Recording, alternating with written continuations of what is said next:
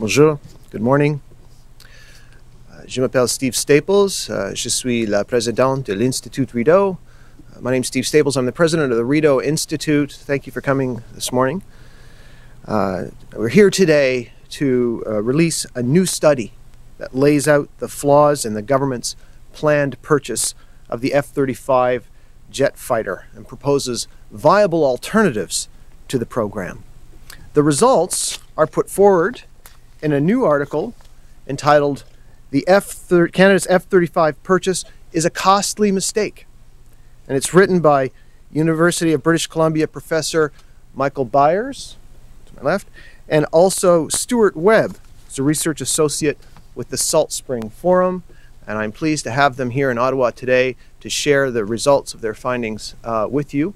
I'm going to ask Mr. Webb to begin, and then Mr. Byers will be available for questions. Stewart? Good morning.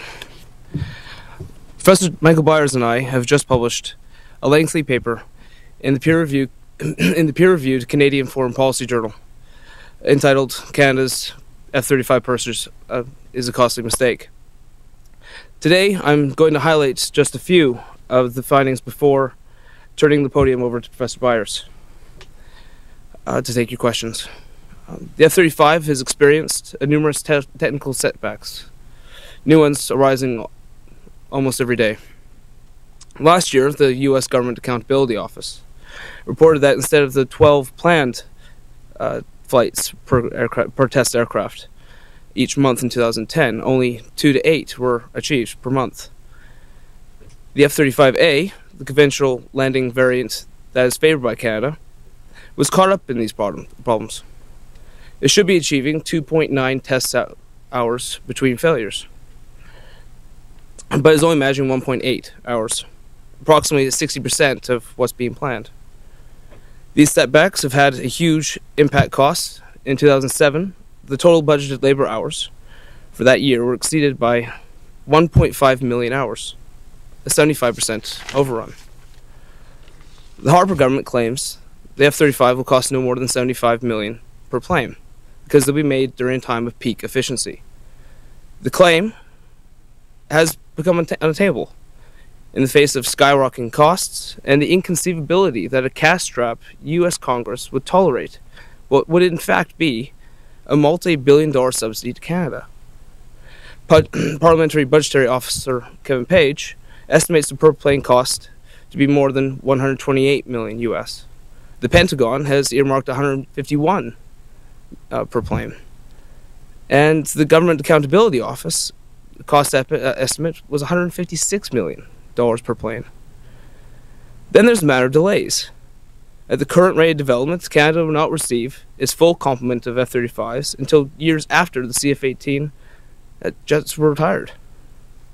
Worse yet, Defense Secretary Leon Panetta announced just last week the production of the F-35 would be slowed to further allow more testing and development.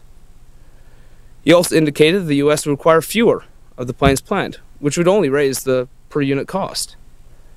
Overruns and delays have caused Senator John McCain to say the U.S. government has to start considering alternatives to the F-35. And if the United States pulls out, the F-35 program is finished. Earlier this week, Frank Kendall, the head of weapons acquisition and development for the U.S. Department of Defense, stated that the F-35 program represented acquisition malpractice. Fortunately, for Canada, other already proven aircraft could fulfill even our needs better than the F-35 at a much lower cost. For example, Boeing's FA-18 Super Hornets already fly for the United States and Australia and cost approximately $55 million each. As the latest version of the CF-18 series, they also offer greatly reduced training costs to Canada. Twin-engined Super Hornets are also more suited for the Arctic than the single-engined F-35s. Although the F-35 does offer stealth technology, the deployment history of the CF-18s calls into question our need for covert planes. The CF-18s have only served occasionally overseas, A small number were based in Germany up until 1990. 24 were served in the 1991 Gulf War. 18 were involved in Kosovo in 1999. And only 7 were sent to Libya last year. The 3 latter hot conflicts, Canadian aircraft were sent into action only after our allies had crippled the enemy's air defenses. In Libya, this initial phase was conducted using British and American cruise missiles, as well as the American B-2 bomber, and not the 5-year-old F-22 stealth plane that the United States possesses. Stealth technology would actually be a negative for Canada, since it entails compromises with respect to other capabilities. For instance, the F-35 fuselage is wider than other fighter jets, which increases drag and reduces both speed and range. The fuselage is also plated with radar-absorbing materials, which add weight and further limit speed and range.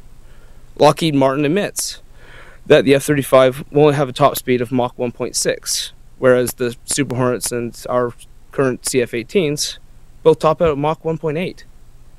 Stealth necessitates that missiles and bombs are stored internally, thereby limiting munitions carrying capacity of the F-35. It also necessitates internal fuel tanks, unless non-stealthy external fuel tanks are added. The F-35s can only fly 2,220 kilometers without refueling. The CF-18s have a range of 3,700 kilometers. Stealth technology also is maintenance intensive and results in a much lower mission capable rate, as well as higher servicing costs, which could in fact add billions of dollars more onto the eventual cost of buying the F-35s. Then there's an important question concerning the rapid technological advancement of unmanned aerial vehicles, UAVs or drones. In fact, in Libya, we saw the emergence of drones in state-to-state action. Before, the utility of drones had been targeting terrorists. But we saw drones engage with pro-Gaddafi air defenses successfully. This demonstrated that UAVs may, in fact, become the front and center in our allies' air forces and may replace manned fighters in the near future, creating the very real possibility the F-35s may be rendered obsolete shortly after they are delivered. Other countries are already backing away from the F-35. Britain has reduced its order of planes from 140 to 70. Just last week, Australia announced it was reviewing its timetable for buying the F-35. Our South Pacific ally will acquire 24 new Super Hornets as a stopgap measure that will enable it to postpone a firm decision on the F-35s until uncertainties are resolved. Canada, which has not signed a contract yet, should likewise hold back and, if necessary, buy time with a small number of new Super Hornets or other already proven aircraft. And I will give the podium to Dr. Byers for your questions. Good. Thank you very much. I benefited enormously from Mr. Webb's technical expertise in writing this lengthy paper, which, as he mentioned, has just been published in the peer-reviewed Canadian Foreign Policy Journal. I think the most important point that we make with regards to current discussions on the F-35 is that we face a serious capability gap. The CF-18s are due to retire by 2020, and with the significant delays in the F-35 development process, it is unlikely that the F-35s will be ready in time. There are, in addition to this, some serious questions about the escalating costs of the F-35 program and the commitment of our allies to that program.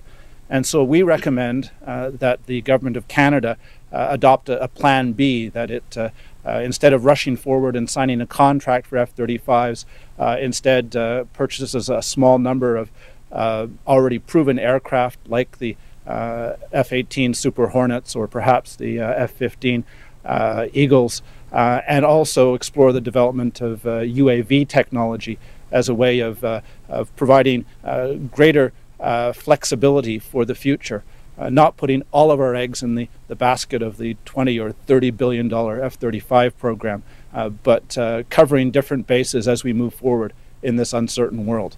So we are putting forward a plan B, which is to not sign the F-35 contract, to buy some time with a small number of Hornets or Eagles, and then with that time explore whether or not the F-35 is indeed the right plane for the future.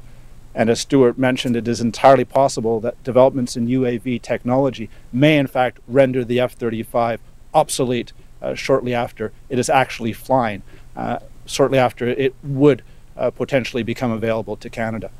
Si vous avez des questions, je peux prendre des questions en français pour faire le point en français. Monsieur Webb et moi, nous avons écrit un papier académique sur les questions des F-35. Nous avons découvert plusieurs problèmes avec ça, des délais temporels, les coûts qui montent beaucoup, et aussi une grande possibilité que ces avions se devenir obsolètes, pas suffisants au cause des développements des avions sans pilote, les UAV, qui arrivent très vitement comme une alternative convaincue pour les forces armées partout dans le monde. Alors, si vous avez des questions, if you have the questions for me, I'd be pleased to take them. Byers, you're saying that there's a possibility that the F-35s won't be ready for 2020, and Canada could be on the hook finding an interim solution anyway?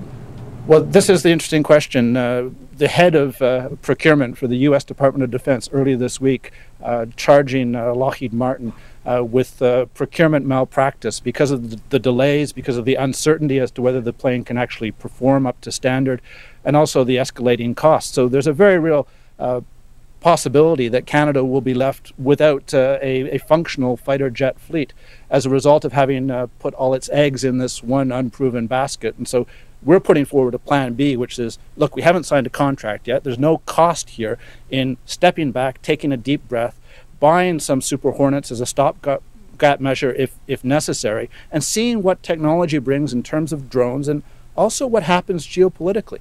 I mean, do we really need 65 stealth fighters at a time when Russia has just joined the WTO? I don't know the answer to that question, but no one else does either. Essentially, too much plane, too costly, too many uncertainties. And not necessarily too much plane, because as Mr. Webb explained, apart from the stealth, in terms of other capabilities, the F-35s don't even stack up to our current F-18s, CF-18s. They're slower, they don't accelerate as fast, they don't have the range, they only have one engine, which is terrible for the Arctic. They are simply not the kind of plane that compares very well unless you really feel that you need stealth. And on our analysis, there isn't a convincing case for Canada requiring stealth in the future. The government says, look, we've invested in a lot of this, we're involved in the process, we're going along with our allies because of operability or whatever they use that terminology. So what do you make of that argument that we're going along this path and we're not getting off it? And are the allies that they speak of, are they getting duped as well? Our investment in the program so far has been a fraction of the cost of just a single plane, and nor was it a down payment. It was simply a participation in some of the early research and development. So no, we're not committed financially in any way. Yes, the United States would like us to purchase this plane because that might reduce their per unit costs, but they're actually backing off from the program, slowing down their procurement also. And some of our allies, like Australia, are saying, whoa, let's take a pause. And Australia has just decided to purchase 24 Super Hornets to give them time to analyze. The British have reduced their order. I read this morning that Turkey has actually reduced its order. So everyone's getting cold feet on this. And I think that is certainly a cause for the Canadian government to reanalyze the situation and, I think, follow the Australian lead and not commit $20 or $30 billion, particularly at a time of fiscal restraint,